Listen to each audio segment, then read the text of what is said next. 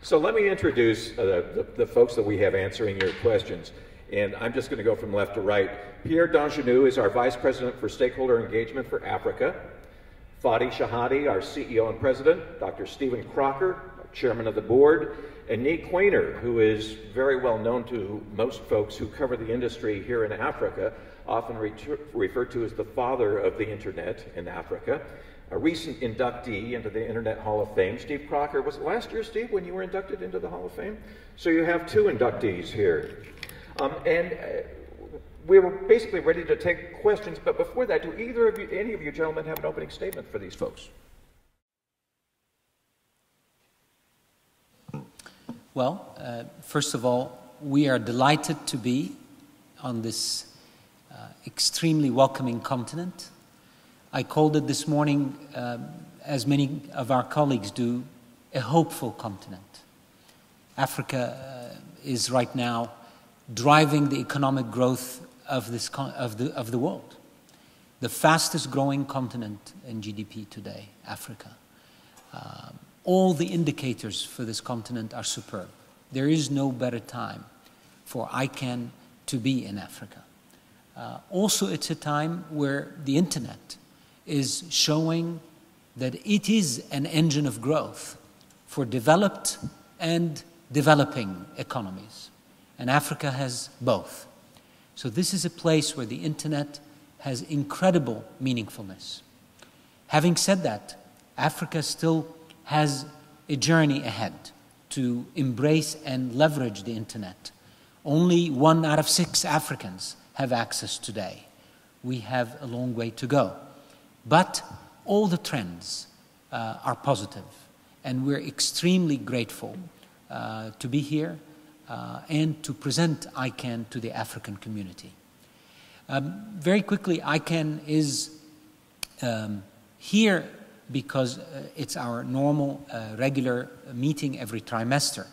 But we are also here because we have launched in the last few months a very focused strategy to grow our community in Africa and to support the needs of our stakeholders across Africa. We brought leadership on the ground here in Africa in Pierre Dangenou, who's sitting to my right. And Pierre has now been empowered with resources and support from all of our community to actually bring about a very, very important set of activities. Now, these activities were not thought of or decided or discussed in some room very far away from Africa. Absolutely not. Africa itself, with the help of Pierre and many of our friends here, has come together for the last few months and developed a bottom-up strategy for how to empower our African stakeholders. And that bottom-up strategy was really from the stakeholders, not from ICANN. This is the African strategy. We are here to make it happen. We're delighted to be here. Thank you for welcoming us to your great homeland here in South Africa and to this great continent. Thank you, Fadi. Remy, you had a question? Can you identify yourself also, Remy, please? All right, thank you. Hello, good day, everyone. My name is Remy Nweke. I work for Digital Sense Business News based in Lagos, Nigeria. First of all, I have to start by congratulating the CEO of ICANN and his team, the chairman as well our own Father of Internet. I'm glad that this is happening in our own lifetime. One of the key things I have previously discussed with the former CEO of ICANN was, when are we going to start feeling ICANN's presence in Africa? So I'm happy that Pierre has been brought in as a knowledgeable person in Africa to drive that. So now I congratulate all of you for being part of this process. And my question now goes to, first, our own Father of the Internet, Dr. Nee.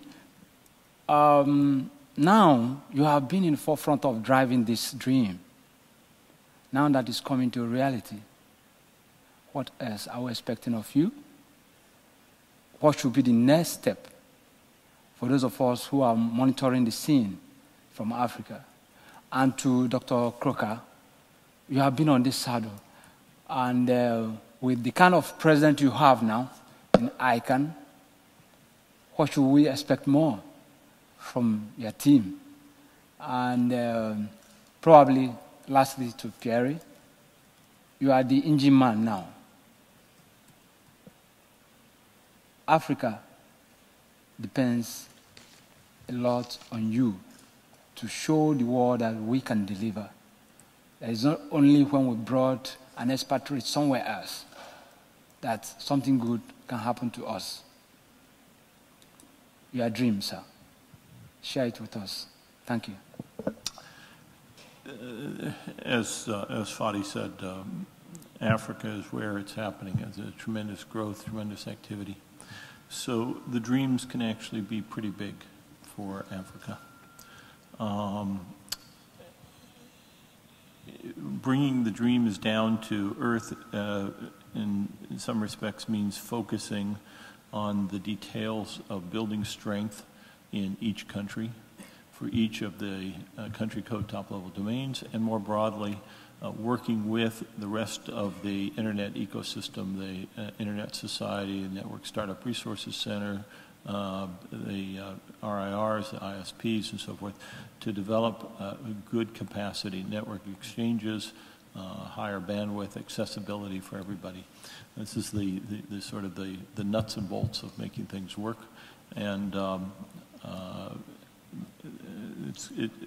as is true in every part of the world, including even the so-called developed parts of the world, there's a substantial amount of work to do to bring network accessibility and service available to everybody, and the domain name system is obviously a piece of that, as is the addressing and the routing and everything. What I think of is having, there's several points across the continent where there are real peaks of excellence, where there's deep knowledge, network pioneers who have been working for years, communities that have developed. And what we want to see, I think everybody wants to see, is instead of mentally thinking of a map that's got a few points on it, is to see a map that is kind of colored in uniformly or nearly uniformly with excellence of services, knowledge, understanding, and all of the impact that that has on the economy, on the culture, on society throughout the whole continent. So that's in kind of broad terms. Thank you very much. It is indeed true that the internet has arrived, but it's only arrived, in my opinion. We only have the connectivity part, meaning we have cables on our coast, but we still have work to do in spreading low latency, high bandwidth connectivity inland. We still have a challenge to create the human capacity that is required to support these networks. And remember, these networks are growing also very fast, and so you need to be producing the skill sets required equally quickly, and we have a challenge of how to scale that. At the same time, we sometimes have challenges regarding the policy environment. Many of the countries do need to indeed adopt internet as a separate thing, not necessarily pure telecommunications per se. We need to understand internet as internet and begin to put it in its rightful place in policy, regulation, education, and so forth. We also need to adopt the internet properly within the society as a whole and begin to depend on it as a safe place to do various things we want to do, from doing the banking things, e-commerce things, all the way through education, to entertainment, and so on. So we've got it, but we now should be challenged to build the industries around it that will allow us to, in some sense, get the benefits of an improved economy, using that. Thank you. I had a question from Remy about while saying that Africa now depends on me, of course, because we do have this Africa strategy, and also wanted to know what could be my dreams, for Africa. Yes, this can be said as a kind of a new season for Africa. CEO Fadi says the new season that and I always say that this new season transpired in Africa into a tool that we do have now, which is this strategy. At least it's lined up what we should be doing. And this is coming from, I would say, requests or eventually that people really need those things, and they are saying that's what we need. So ICANN is just here to assist in some point, and ICANN is going to be the only one to do it. We insist on partnership, around this thing. But I would like to say that it will not depend on me only. I'm seeing this as a tool where we, at least in Africa, should also be forging some sort of partnership within Africa to really move this thing forward. Because ultimately, this strategy is all about capacity development. And basically also is about, making Africa, a real market, this thing. Fadi said it, economic growth, we are seeing this at some point, Africa is, but we need to deepen this thing. And when you come to digital economy, some of our countries are not really taking, the appropriate measures to make this really happen, meaning they are not investing that much on the people. You see, the younger generation, they rely on this, for instance, to create some jobs. What are we doing on this? We do have a few iHubs, here and there in Africa. We need more of that. What are we doing in terms of, incubators, to really help, those younger generation do those things? I really believe that we need to deepen the partnership with, different, I would say, people, or communities. For instance, the government, in Africa need to be convinced that some of those things should not just happen or come from outside of Africa. How are we really using the private sector in Africa to do a few things? For instance, content generation, content creation. Nee said it, we are having so many cable now, surrounding Africa. So this is not going to be the issue. The issue is going to be what are the contents that you write? What are the applications? It's happening in a few places in Africa. We would like to be seeing this happening in most places where we are using those tools to really solve local problems. And we definitely understand that. Those who can do it is the Africans themselves, yes. And the rest can just support Africans. And I think that's what ICANN is here to do. We've got Kevin Murphy from DomainInsight.com in London on the phone with a question. Kev? Yeah, so this morning ICANN signed a registry contract, the applicant for the Chinese version of .game. Now, that isn't subject to GATT advice, but the English language versions of game and games are subject to GATT advice and therefore currently on hold. They can't sign contracts with ICANN yet. And it struck me that there might be a fairness problem here because the GATT said in Beijing, and they said again at the weekend, that the list of strings that they're concerned about is non-exhaustive, and they're talking yesterday about adding more strings to it.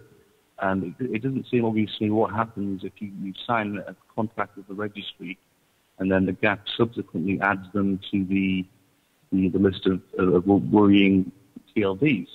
So I guess my question is, wouldn't it be fairer to either freeze all the applications or none of them in order to level the playing field here? And also if you could address what the actual process is for if the GATT suddenly says, oh, gee, we forgot to add Chinese.game to our category 1 list, can we add it now? Thanks.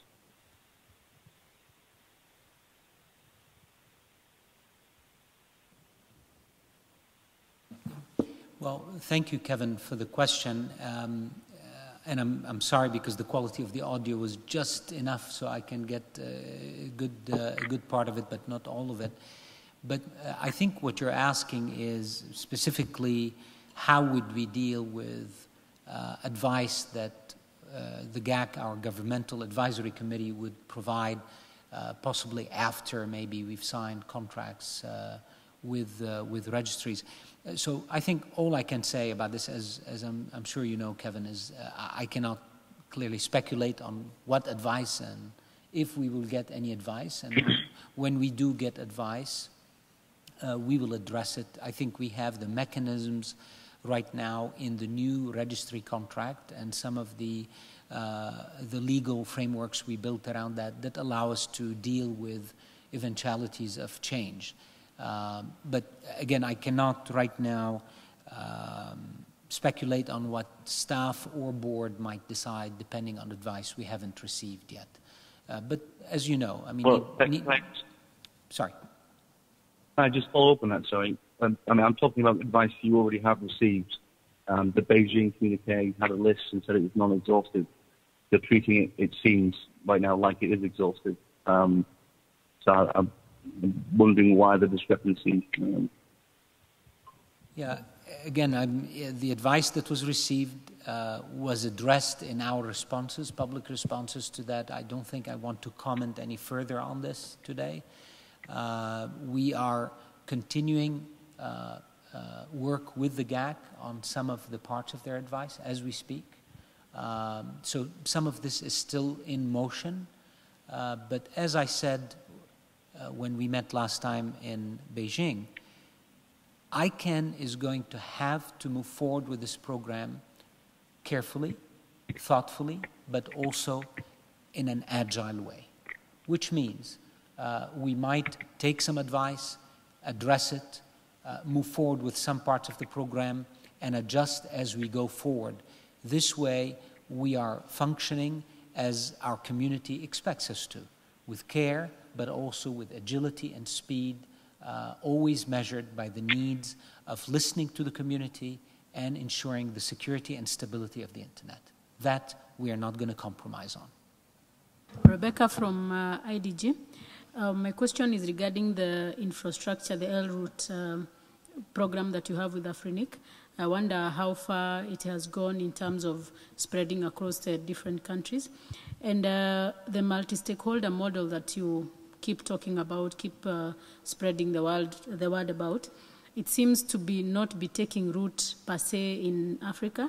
And many CCTLDs, Kenya being one of them, are looking more to go the traditional telecoms way in terms of managing the .ke domain. I wonder whether you have anything to say about that. People tend to go towards things they're used to do. But as you heard today, the Commissioner speak, as well as the Secretary General of the ITU speak at our opening, he said the ways that we managed things in the past may not be the ways to manage things moving forward. This is from the Secretary General of ITU himself, Dr. Touré. And he's right. Hamadoun is right. That we must evolve and work together to discover the right models to manage different resources. More than 100 years ago, when the ITU was formed to manage the telegraph and then later telecommunications, it was absolutely the right model to do that. And today, it continues to be the right place for telecommunications to continue growing its important global agenda. And the Secretary today spoke eloquently about the need to increase access in Africa. And this is clearly an area he put a lot of focus and a lot of work on and continues to. And we support him and deeply respect the work of the ITU in that area. Having said that, the internet is a different resource. No one country, no one organization, no matter how powerful it is, could actually manage and run the internet, including ICANN, by the way. So no one. It is a resource that requires a multi-stakeholder approach. Now, whether everyone got that yet, that's a different story. But they will, because those who get into managing the internet very quickly realize that unless we all come together, businesses, academics, technical people, governments, international organizations, we are not able to manage this great resource. I'll give you one small example. Today, you saw an African registrar, a French registrar, a Canadian registrar, an American registrar, all stand up and sign one agreement the same exact agreement. Hundreds, over 1,000 registrars in the world will now be accredited and governed by one agreement that ensures that the registrant and user rights are maintained. What government can do that? What international organization can do that? We are only able to do that because multiple stakeholders, including the contracted parties, worked together for years and came up with a formula that enabled us in one negotiation to have one agreement for all these registrars across tens of countries to sign a legal binding agreement that ensures the public interest and the registrant and the users are assisted. So to close on this point, I think that quite the opposite. We're seeing actually many governments move towards a multi-stakeholder model. Brazil has shown leadership with CGI.br in Latin America, and I believe that very soon here in Africa we'll see actually the tide towards multi-stakeholder governance at a national level grow, and linking that into our transnational multi-stakeholder policies will also be in place, and it is growing. We have a lot of information that shows that governments are moving more in that direction than the other way right now. Okay? Thank you. On your question on the L route, I can only show you that things are happening actually in Africa. I think as of today we can count 8 countries that are actually hosting those L routes, and we have planned to improve this. We are also working with Afrinic. There was an MOU on that, and decision has been taken actually to heavily involve, the regional managers or regional VPs. So definitely we are working with Afrinic. Procedures are in place. So what needs to be done maybe is to inform, countries on those procedures, and also have them come up with, their own desire to actually host those routes. But it's happening, at least the one that ICANN is in charge of. I mean, we have very good dissemination so far in Africa. Yes.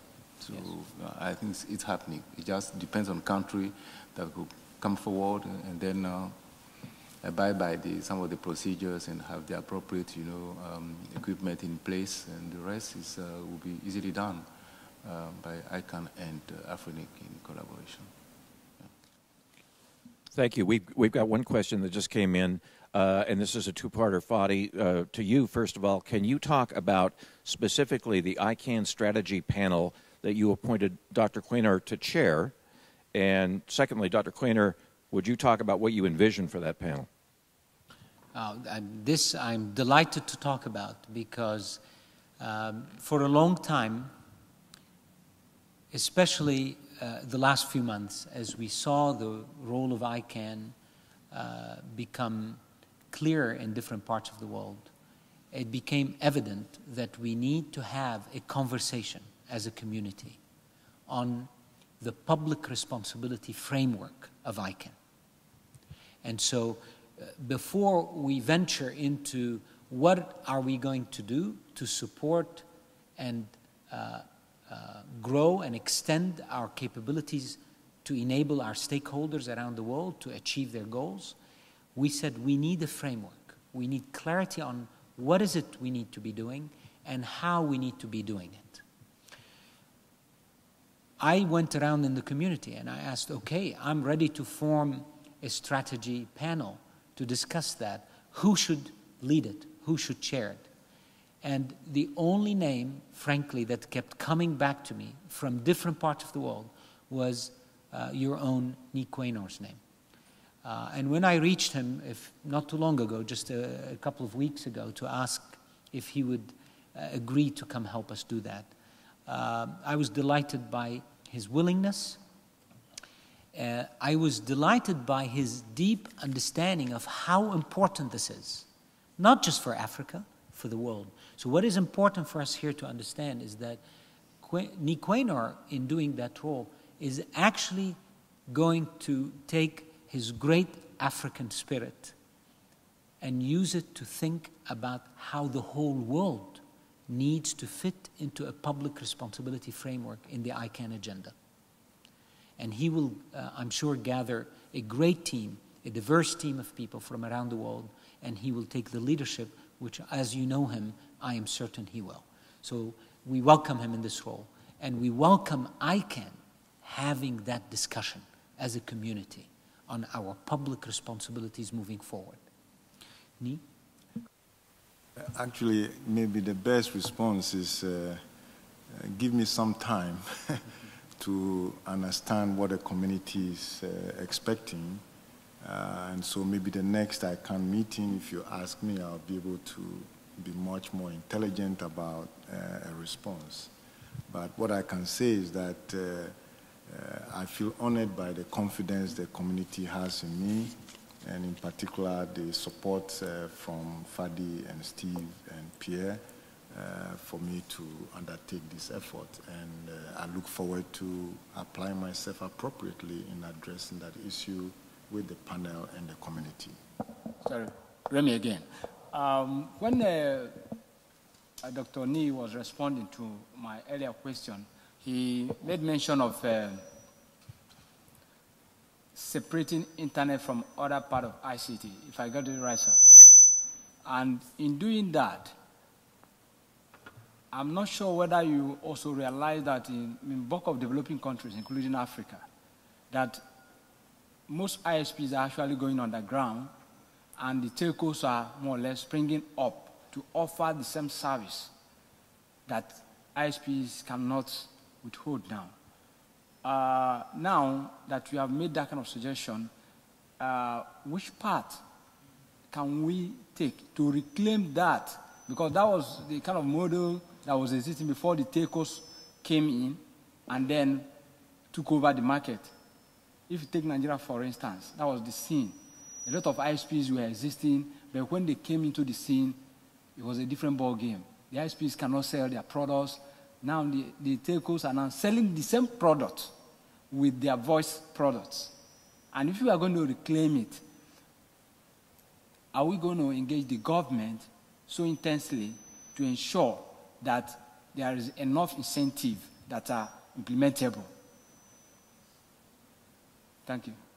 If the telcos are providing internet service, they are ISPs. The only thing one is thinking about here is that let's not apply the telecommunication regulation approaches to how the internet things are working. If they've all become ISPs, then we should manage them as ISPs. If they are providing other content services, then we should think of them as such. So it's not really to say they shouldn't be in ISP business, but there are other things. I mean, we have registrars, we have registries, we have content developers, we have provisioning, content provisioning companies, we have e-commerce companies, and I'm asking, where is Africa? What policy will spur movement into e-commerce or into heavy development of content or delivery of content or encourage registrars to emerge, even in the local CCTLD? I mean, there must be a different kind of policy that will encourage those things. And I'm asking that the country should take a good look and, in a way, think freely as opposed to apply some other method of regulation to this new thing. That's really, I have no prescription, but I think it would not work the old way. Yeah, I'm sorry, Fadi, did you want to add something? There's one other point I want to add about Dr. Quainer, and Nee, you correct me if I'm wrong. I believe you were the first African board member elected to the ICANN board of directors, correct? Is that right? Yes, please. When was that? 2000. I think you're too old to do anything else for us now, Nee. I'm sorry. I'm on retirement. Any other questions in the room? My follow-up is a response to feelers I got from ordinary internet users who we have over the years tried to encourage to be part of the process in terms of multi-stakeholder that ICANN has been pushing. But one other thing they keep coming back with is that the process of engagement, initial engagement, is becoming difficult because our finding also shows that those who are already in terms of the constituencies that ICANN is using to run its multi-stakeholder are like tightening the knot for newcomers to join them. They will tell you that it's internet users group or this and that, but membership or joining them to build new ideas is not happening. They will give you a lot of conditions why you cannot or why you must have a platform before you can join them. So it's making it more difficult for people, especially in our own environment, where people are still like looking at things individually. Okay, so now my question is, I don't know whether you also envisage such challenges, but how is ICANN going to handle that to make sure that the space is more open and things are done to the letter? This is an excellent question, and one that has quite a bit of sobering truth in it. Any organization, as it grows, naturally becomes more complex, more difficult, more bureaucratic, and ICANN has grown. But the outcome of that has become that engaging into the ICANN policy processes and development processes has become harder for a newcomer. Now, we realize that, and in the last 6-7 months, we have, obviously, as you heard, started a major global effort to go and draw people into the ICANN sphere. But that on its own does not solve the problem you just laid. That simply brings more people to be more frustrated.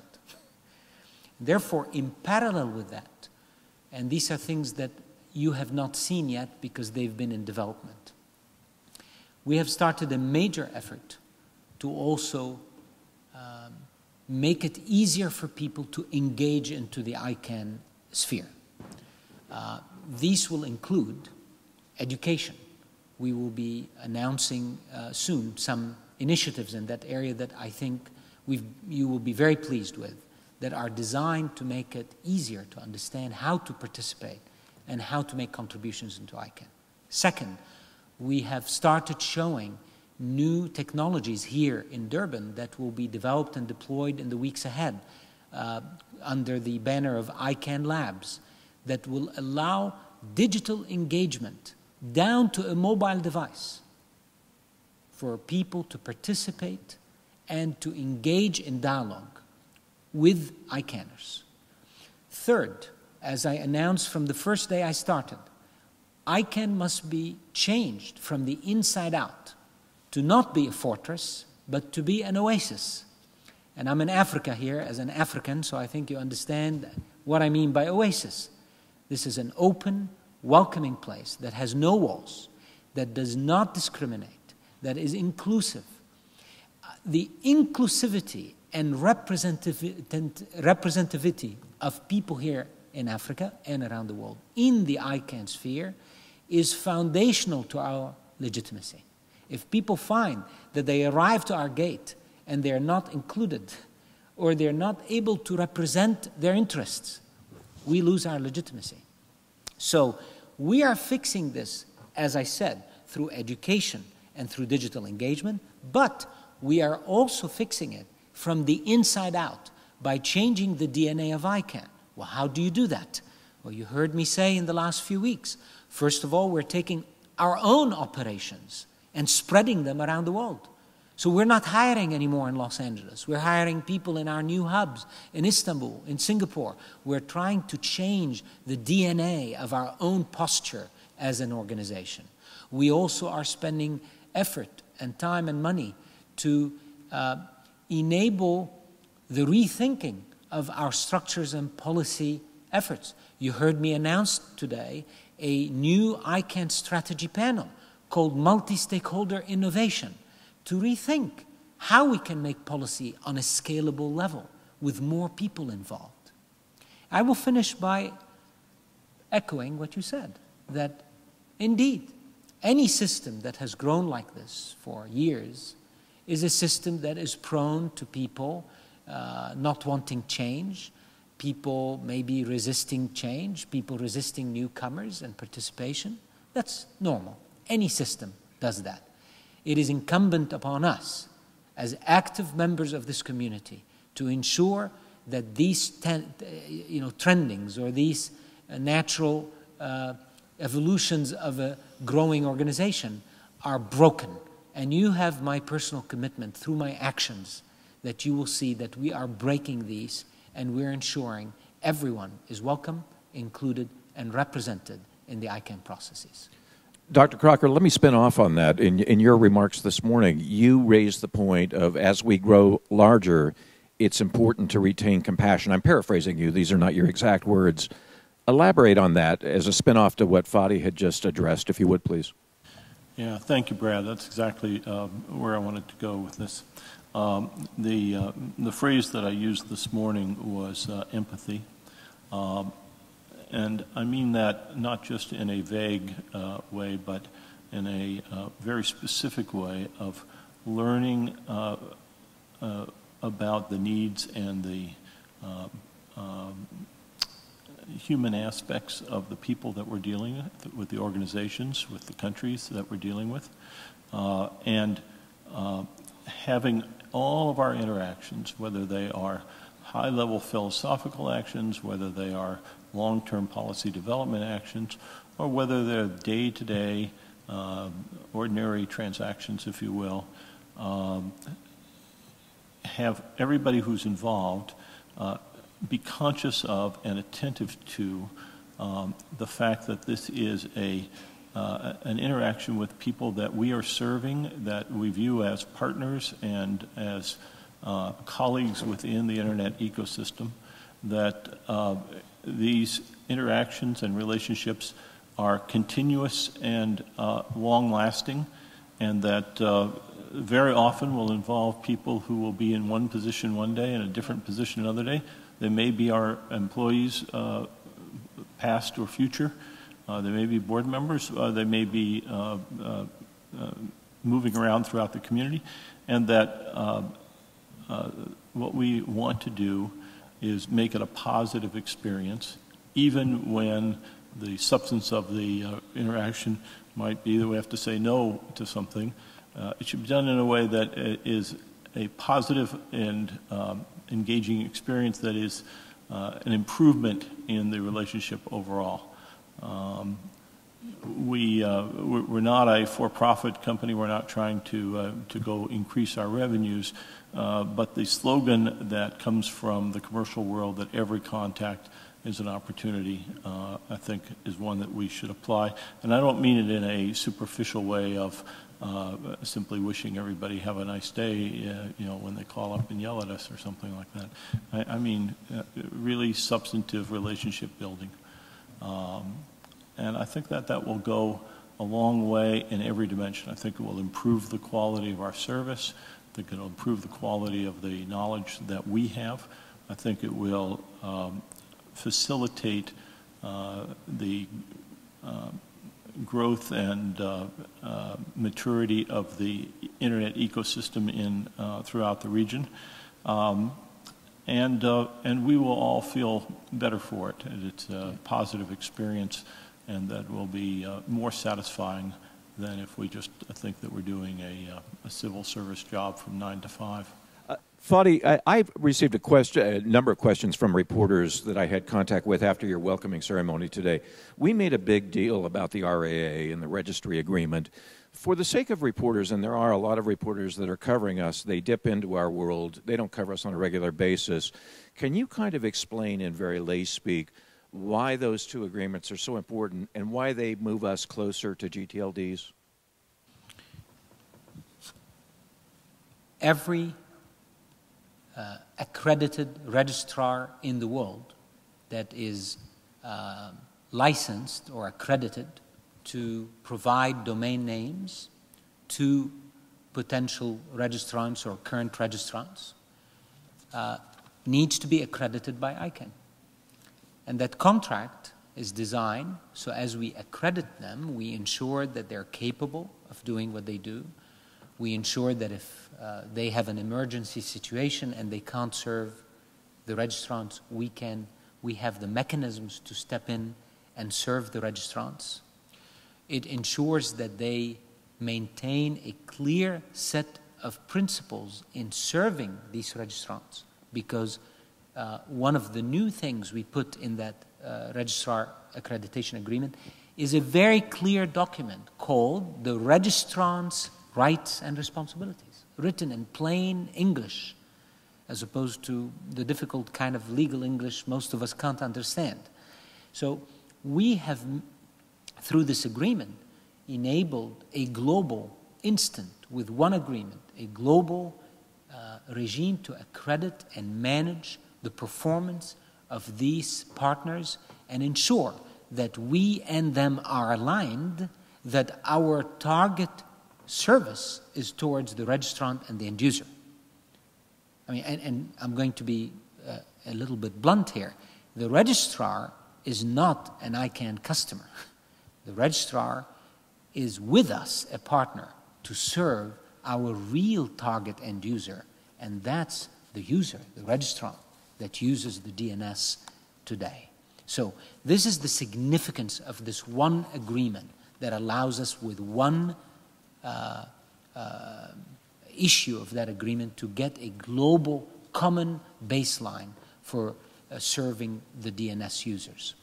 The registry agreement is different. These are the entities that are being licensed by ICANN in order to operate their top-level domain. Now, I use the word licensed by ICANN because that's the nature of the relationship. Again, to be quite direct, the registry is not a customer of ICANN. The registry is a partner of ICANN in the delivery of services through the registrars that ultimately are for the benefit of the end user and the registrar. By setting this clear and by building agreements in that spirit, which we haven't done by imposing them, we have done it the multi-stakeholder way, by sitting down with the stakeholders and developing these contracts with the public interest at heart. And that's what we did. Very few contracts on the planet are built this way. But at ICANN, even the contract is built from the bottom up with the community and then shared for public comment, enhanced and amended for public comment, and then delivered as the tool by which we manage our licensees as well as our accredited registrars around the globe. And today, we have delivered the most robust, the most complete set of agreements in the history of ICANN, and we had the initial signatories today here. It's a historical moment for us, for the industry in Durban today. So we're obviously very, very pleased with that development. Sir. Hi, David from htxt.africa. As you can tell, our website is kind of primed for the new GTLDs to land. Basically, what I'd like to know is there's very limited resources, specifically in South Africa, when you look at something like electricity. And what's happening now is we've got smart grids and smart cities and the Internet of Things starting to roll out to Africa, where we need to look at how to take our limited resources and apply them better so that what we have at the moment can be used for our growing population. As you said, we're the fastest growing continent in the world. So with that in mind, how is ICANN dealing with governments and municipalities and things like that in terms of something like an IPv6 rollout, where ensuring that the entire continent is ready for something like the Internet of Things and a smart grid and what have you, and is something like ICANN Labs being a part of that in terms of helping to roll out technology where certain countries may not be aware of the ability to take what they have and make it better and focus it? I will tell you the small bit I do on this. The small bit I do on this is when I meet American or European or companies in the developed world, I tell them that a lot of innovation is happening in Africa. I don't tell them to come to Africa because Africa needs, frankly, their training or their help. We talk about the great things happening in Africa now. Africa leads the world in mobile innovation right now. And we need to keep telling people who are looking for business opportunities and looking for growth that Africa is a place where they can come and actually grow their portfolios and their activities. So Africa is ready and primed for that level of innovation. And I think the world should come and learn from Africa and participate in Africa's innovation drive right now. But in terms of specifically what we're doing to work with governments and others to enable the infrastructure that will make things like the Internet of Things happen, I will look to my friend Pierre for some guidance and insights. Thank you very much for this question, which also called for what you might call the need for Africa to really own this technology. You mentioned issues such as resources, such as power, and all of those things. And all of this goes really together, actually. And if you want to have a robust, ICT industry, definitely you need to think about those. Energy, I was discussing with Dr. Ilem, the commissioner, of Africa Union, and then she was telling me that they are actually developing this, strategy in Africa, and energy is coming high, on the delivery, which means that it's very important. But you are right, what are we doing with government? I tend to say that ICANN's role is, a tiny role when it comes to this thing, because it's all about government, having the right strategy and put the right strategy, in place if they really want to harness, this ICT. What we humbly, can do, and what we are trying to do, for instance, now is to reach out to government, for instance, but in our own sort of arena, which is domain name management, all of those things. Country where we are having government, we just come forward and say, okay, now I want a delegation, of my CCTLD. And we have close to 10 countries today where we are experiencing this thing, where government suddenly say, well, I want to manage this thing. But then we have to educate, to tell people that, okay, there are procedures, and also you might think that you own your CCTLD, but you are a custodian. That it has to resolve, it has to be done properly, it has to be done according to sort of global or international laws, or regulation, for instance. So we have to educate at some point. We also have to expose them to best practices for us in that regard. I can also, and I think on Wednesday, for instance, we have a panel, or what I call a session, where we are calling Digital Africa. So this is the first time we are bringing, to ICANN young entrepreneurs that are actually trying to do whatever they can in terms of, innovation, and they are going to showcase what they've been doing. And one of them told me, for instance, that, well, if our government could really understand what we are doing, if our government, because they say, well, we are young, we really want to do something, we are much more interested, we don't have jobs, so but our government are still working on the whole old model, for instance, so they are really in need of new models. So some of the things we do is, okay, outreach to the countries, and then some of the things I'm going to do within the Africa strategy is definitely that one, how we do engage with government, and talk about digital economy. That's what we want to talk about, that they really see that there are potential there. And that call for, okay, building your own strategy for broadband, but of course also for energy, I think the good news is that this INGA from Africa, from DRC, is going to be revamped, and then also built, and the African Development Bank, all of those are quite interested in that, in terms of energy, because the belief is that this INGA is going to at least to solve African problem, and DRC its own could be covering half of Africa in terms of energy. So this is a potential here, and it seems that Africa has now understood this thing, and there's going to be some sort of Marshall Plan, on this thing. So I think this is promising, but you are right, there are issues actually. My name is Alfred Ngubana from the SAPA News 24 in South Africa. How to deal with the robots in Africa?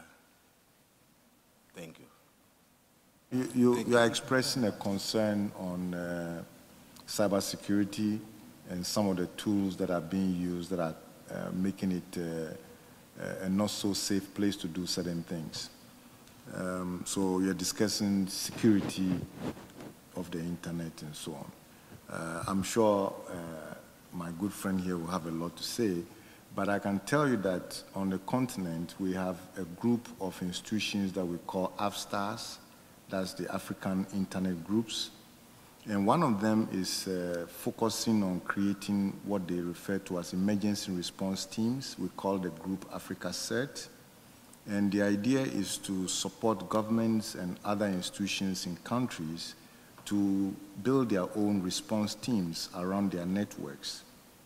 So that if you have a bank or a system of banks, they need to have a way of responding when there is an intrusion. So we want to help at least on that side of remediation.